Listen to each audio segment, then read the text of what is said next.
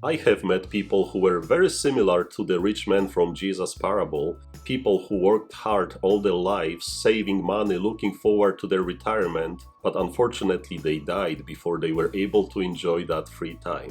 See, that rich man from the gospel reading accumulated so many possessions that he didn't know what to do with them, and at the same time he was too greedy to share with those who had nothing.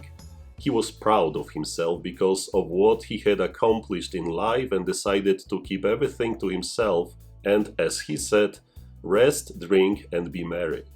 But what happened instead? God said to him, "You fool, this night your life will be demanded of you, and the things you have prepared, to whom will they belong?"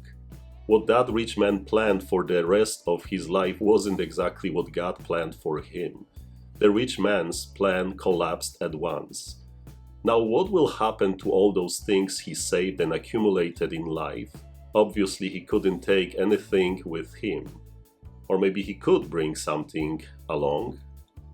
What if I told you that there exists a saving account in which you can make some savings that will secure your future? And I'm not talking about your future here in this life, but about a saving account that will secure your eternity. See, each of us from the day of our baptism have that special saving account that only God has access to.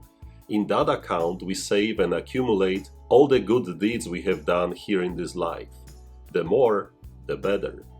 And perhaps we may have forgotten what happened 10 years ago or 50 years ago, that we did something good for another person. We helped someone without expecting anything in return.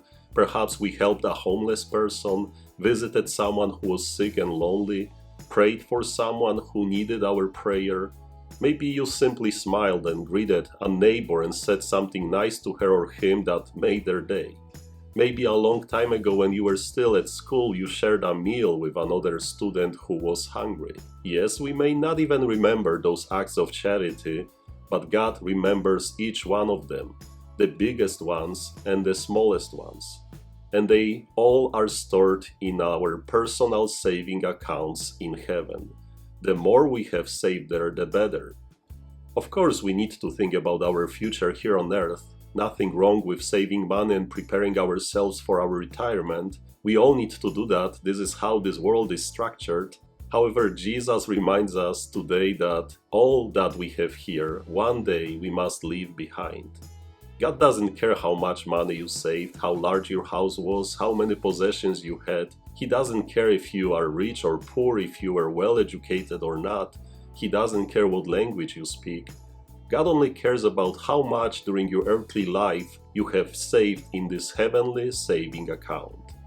And if you think that you haven't saved enough, then start making those savings right away, today. Be good to others, make them smile, make them happy, and let them see Jesus Christ in you. Remember, the more you save, the better.